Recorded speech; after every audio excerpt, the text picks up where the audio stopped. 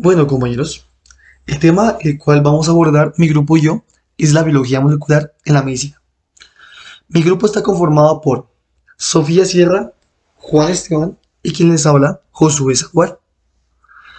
Para introducirnos en el tema, toca entender qué es la biología molecular. Esta se considera como el estudio en específico del ácido desoxirribonucleico y ribonucleico, que como sabemos es el ADN y el ARN, los cuales proporcionan información para la estructuración de una célula. Comenzando ya el tema en sí, de la estructuración del ADN a la era de las ómicas. Nos introducimos en la historia de la biología molecular para tener claro su evolución. Esta tiene tres momentos claves para su desarrollo. El primero de ellos fue la descripción de la estructura de la doble hebra del ADN. El segundo, la posibilidad de leer el código genético. Y el tercero, la era de las ómicas. Pasando al primero, el primero de ellos fue que lo realizaron Watson y Crick en 1953. Además, añadiendo a este descubrimiento o a esta descripción, se da otro salto conceptual en la historia de la ciencia y posiblemente de la humanidad, al poder manipular el material genético de cualquier organismo vivo con el desarrollo del ADN recombinante. Unido a este gran avance, en 1958-86 se desarrolló la reacción en cadena de la polimerasa o PCR. El segundo momento histórico fue, como ya dije, la posibilidad de leer el código genético. Pues en este punto específico pudimos apreciar cómo por fragmento a fragmento apreciábamos eh, cómo se ordenaba dentro del núcleo de una célula el código genético. Eh, Estos se denominan cromosomas. En el tercer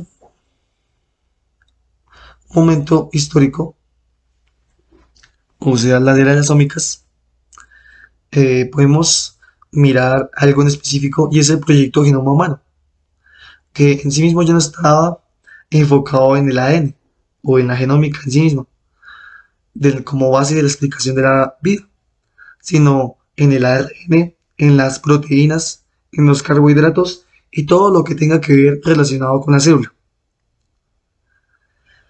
Y al usar herramientas computacionales como la bioinformática y la biología de sistemas, que permiten pensar en la modelación molecular de la célula y el tejido en tiempo real desde la parte matemática. Algo que, desde cierta manera, ha permeado constantemente la práctica médica. Especificándonos más, aparece el genoma humano.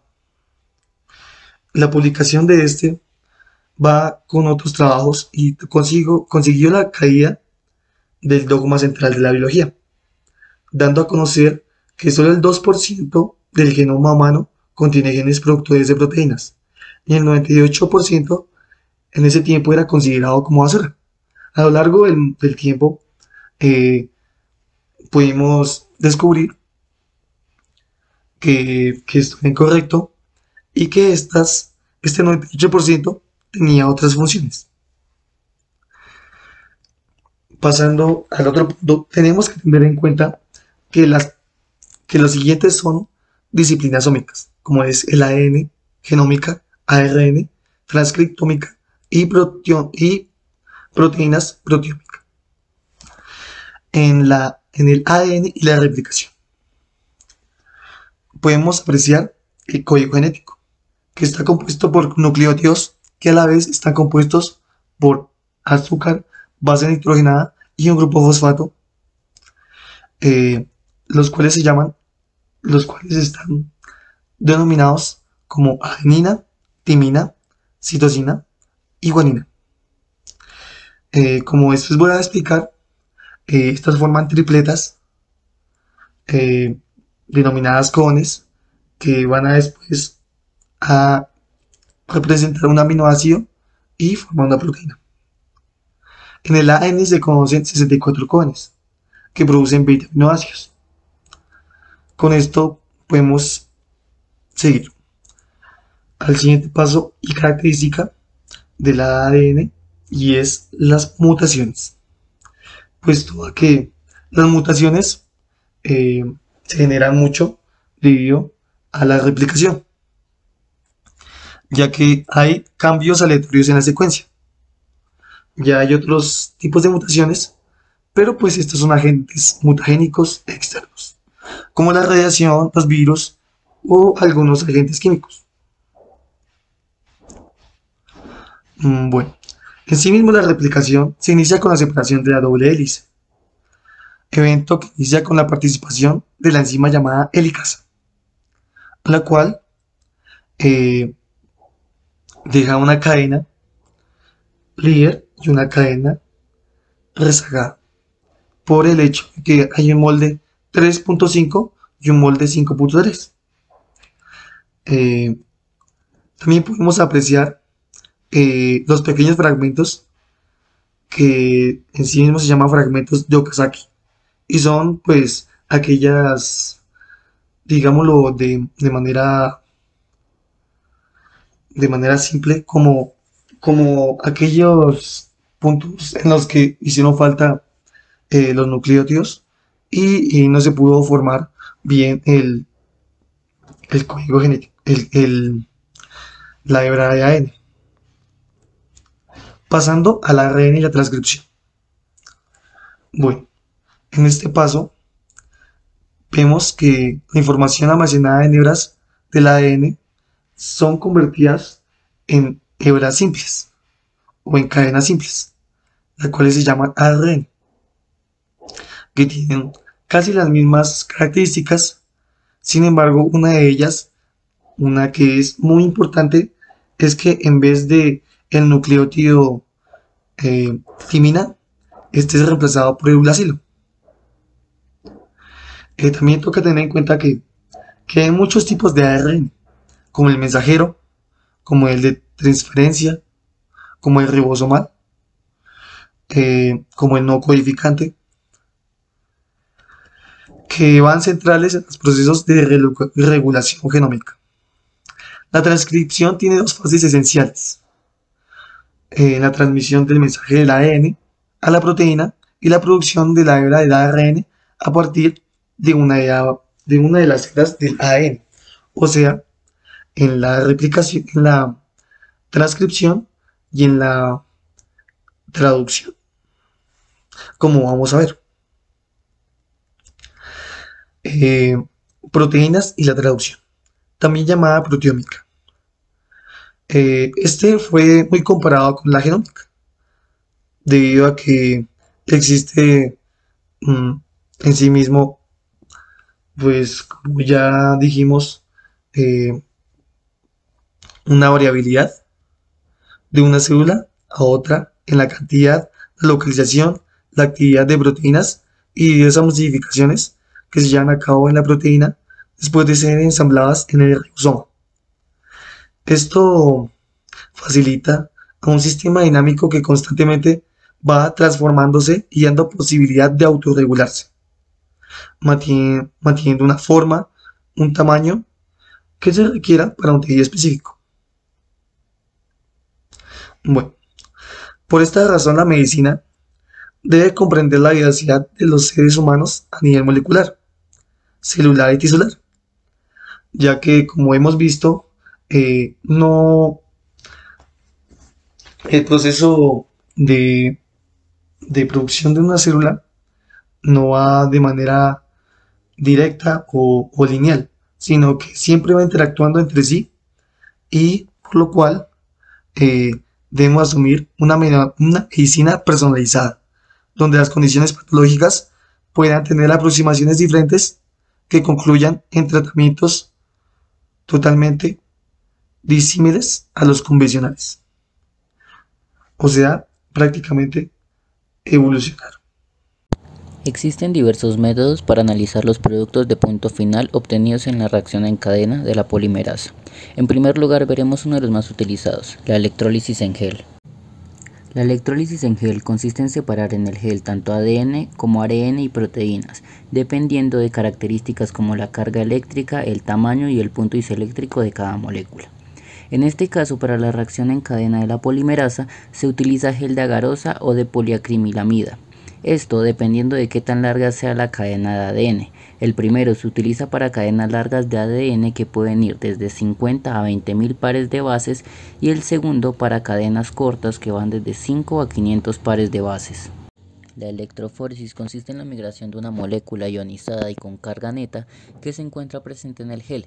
Seguido de esto se aplica un campo eléctrico, el cual es generado en una cámara que posee un ánodo o polo positivo y un cátodo o polo negativo, los cuales se encuentran en lugares opuestos. Estos atraerán a las moléculas según su carga contraria. En este caso el ADN es una solución de pH neutro y cuenta con una carga negativa, la cual es atraída por cargas positivas.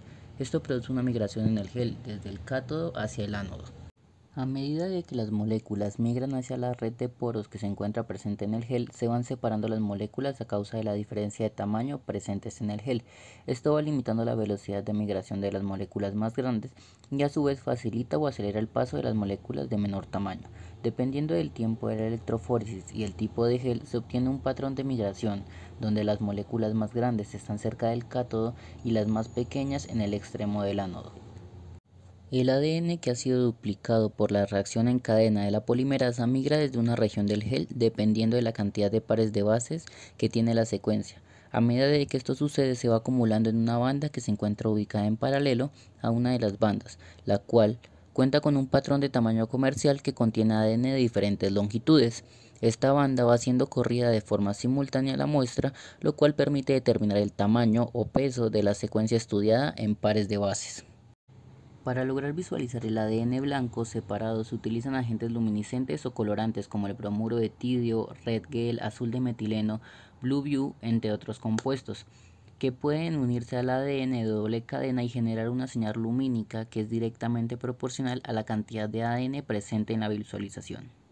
El segundo método que tendremos en cuenta para analizar los productos de punto final obtenidos en la reacción en cadena de la polimerasa será la reacción en cadena de la polimerasa cuantitativa.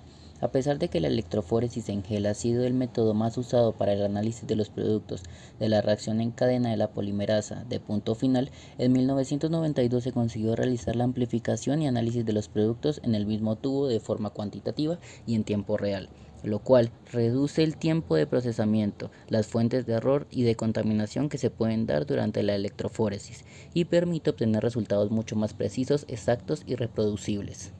En el área clínica, la reacción en cadena de la polimerasa en tiempo real o cuantitativa, como se conoce actualmente, se ha destacado ampliamente, ya que utiliza el principio base de la reacción en cadena de la polimerasa y además logra incluir la lectura de una señal fluorescente para identificar y cuantificar en tiempo real la reproducción de cadenas dobles de ADN ciclo tras ciclo.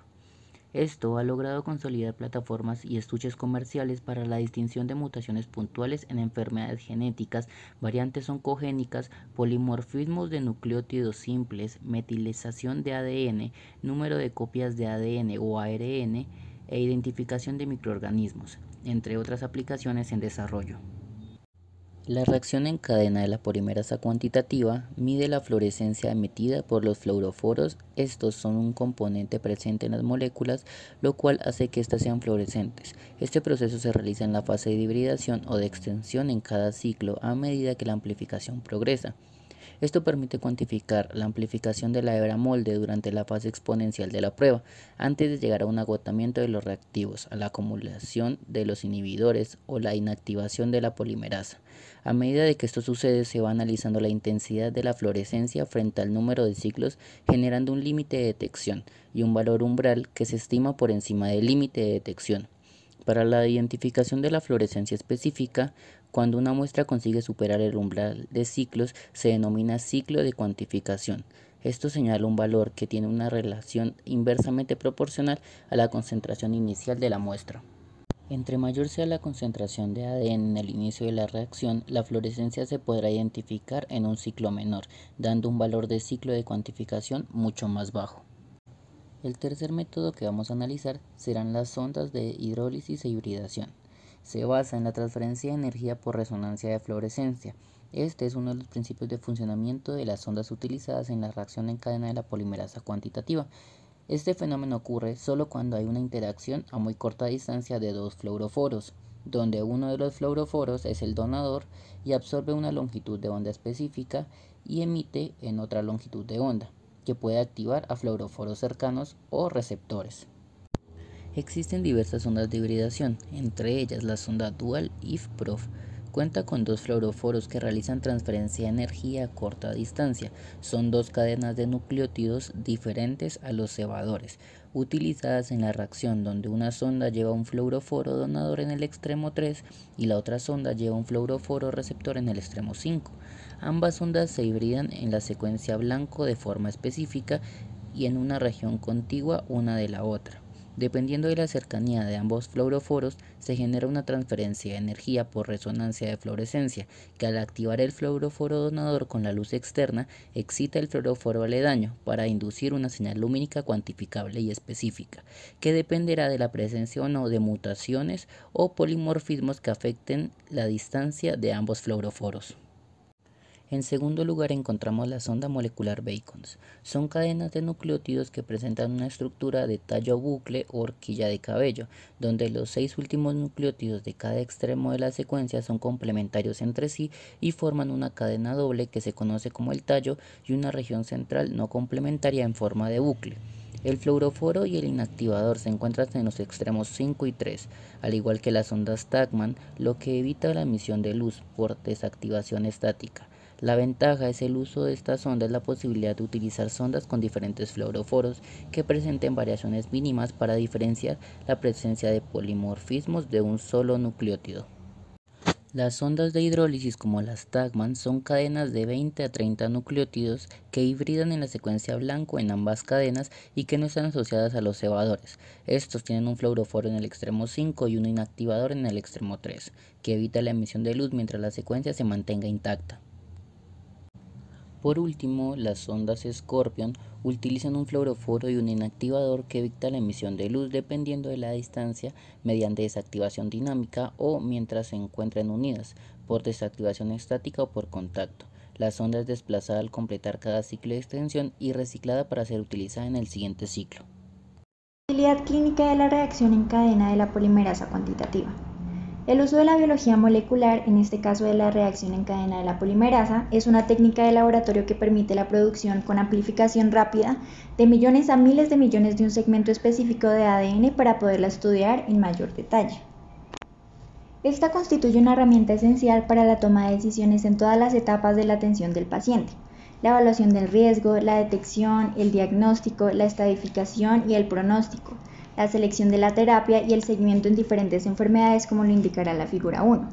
Actualmente hay muchos marcadores moleculares que se usan en la práctica médica, que aumentan día tras día a medida que se comprende la enfermedad desde la biología celular y molecular.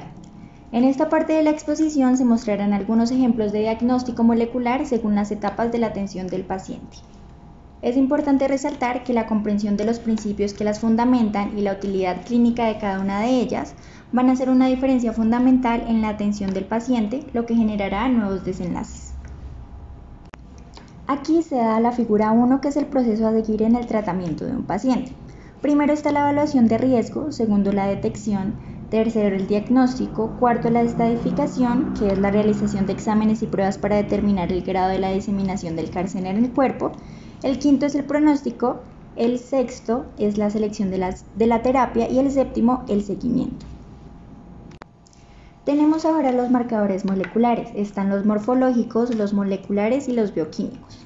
En los morfológicos fueron el primer tipo de marcadores que el hombre utilizó. Se consideran marcadores morfológicos a los caracteres de un individuo que se expresan en un ambiente específico y que el hombre identifica con un objeto determinado. Luego están los marcadores moleculares, que corresponden a cualquier gen cuya expresión permite un efecto cuantificable u observable, que además puede detectarse fácilmente. Este tipo de marcadores pueden evaluarse desde que los individuos están en sus primeros estados de desarrollo y se pueden aplicar usando a todo el individuo o solo una parte de él.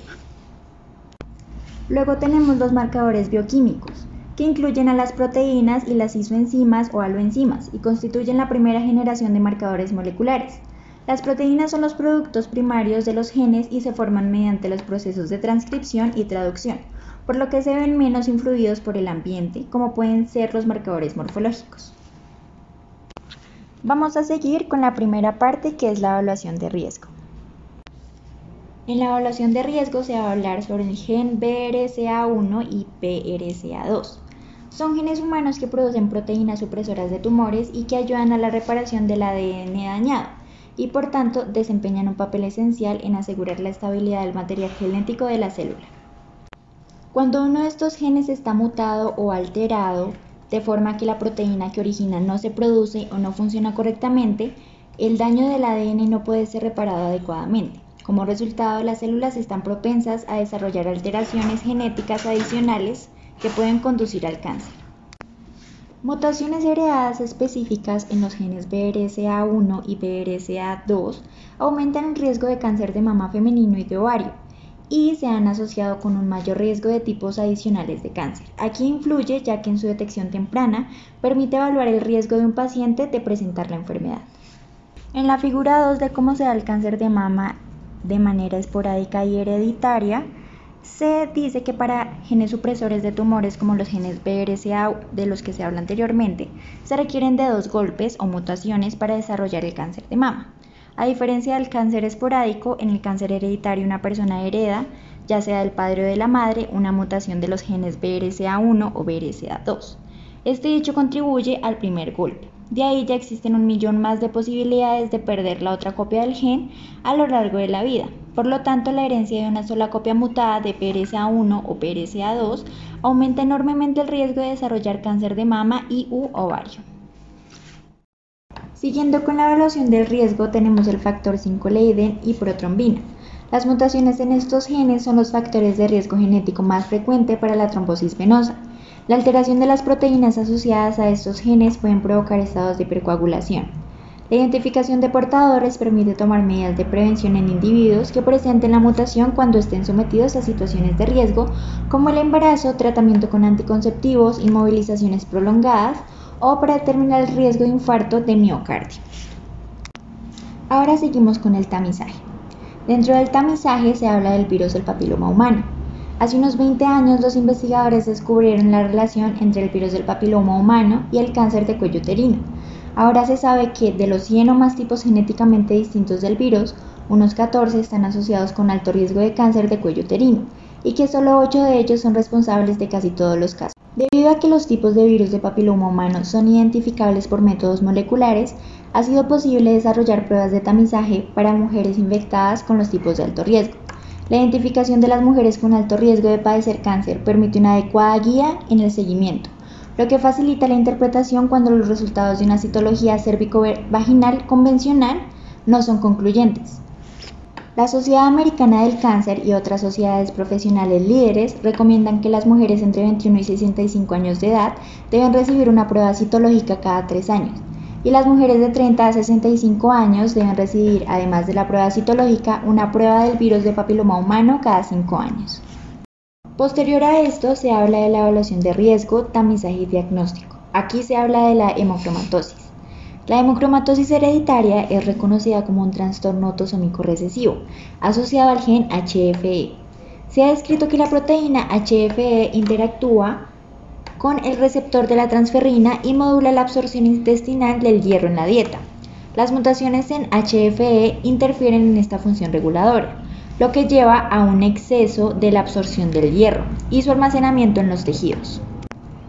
La evaluación molecular de las mutaciones de la proteína HFE puede servir para el tamizaje, el diagnóstico y el seguimiento de pacientes con alteraciones en el metabolismo del hierro. Ahora hablamos del diagnóstico y seguimiento, y se habla de enfermedades infecciosas. A medida que las técnicas moleculares son aceptadas y adaptadas en la comunidad médica, más y más microorganismos se detectan o caracterizan por métodos moleculares, convirtiéndose poco a poco en la prueba estándar, especialmente para microorganismos que son difíciles de cultivar o cuando se necesita un cultivo posterior para la identificación de resistencia a los medicamentos. Además, los métodos moleculares cuantitativos se han convertido en una ayuda imprescindible para el seguimiento en respuesta a la terapia, especialmente con pacientes infectados con el VIH, el virus de la hepatitis B y el virus de la hepatitis C. Otros microorganismos que pueden ser evaluados actualmente por estas técnicas son el parvovirus humano B19, el virus Epstein-Barr, virus herpes humano, la tuberculosis, entre otros. Posterior a esto y por último tenemos lo que viene siendo el seguimiento y habla de los protoncogenes, que son genes que desempeñan papeles críticos en la división, la diferenciación y la autodestrucción celular. Las mutaciones en estos genes producen proteínas anómalas asociadas a la formación de neoplasias, que es una masa anormal de tejido producida por la multiplicación descoordinada de algún tipo de células. Estas neoplasias se dan en el páncreas, el colon, el recto, el pulmón y otros tejidos del cuerpo. Actualmente se utiliza la detección de mutaciones específicas en estos genes para determinar pacientes si son aptos para ciertas terapias de cáncer colorectal y de pulmón. Estas pruebas moleculares hacen parte de un número creciente de ejemplos de diagnóstico molecular que ayuda a la toma de decisiones de un médico sobre el tratamiento adecuado del cáncer. Aquí tenemos una imagen que presenta la diferencia entre un oncogen normal y un oncogen con la mutación. El oncogen normal es el que está en la izquierda y es el que estimula la proliferación celular cuando es necesaria. Y el oncogen con la mutación conduce a una proliferación celular inadecuada. Posterior a eso tenemos la explicación de lo que es la figura 2, que explica la diferencia entre protooncogen y oncogen según su proceso. El protooncogen es el gen que participa en el crecimiento normal de las células. Las mutaciones o cambios en estos genes pueden hacer que estos se conviertan en oncogenes que pueden hacer que se formen células cancerosas. El oncogen, por su parte, como se dije anteriormente, hace crecer las células cancerosas. Las mutaciones de los genes que se convierten en oncogenes pueden ser tanto heredadas o pueden resultar de la exposición a agentes. Pueden ser rayos X, rayos solares, químicos, etc., que causen cáncer. Para finalizar, se presentan algunas conclusiones que tienen que ver con la biología molecular, la cual ha logrado cambios en la forma de concebir la ciencia, los biomarcadores moleculares y las enfermedades, las nuevas tecnologías recopilando información, el genoma humano, el desarrollo de la medicina en conjunto con la biología y el apoyo entre la biología molecular y la medicina.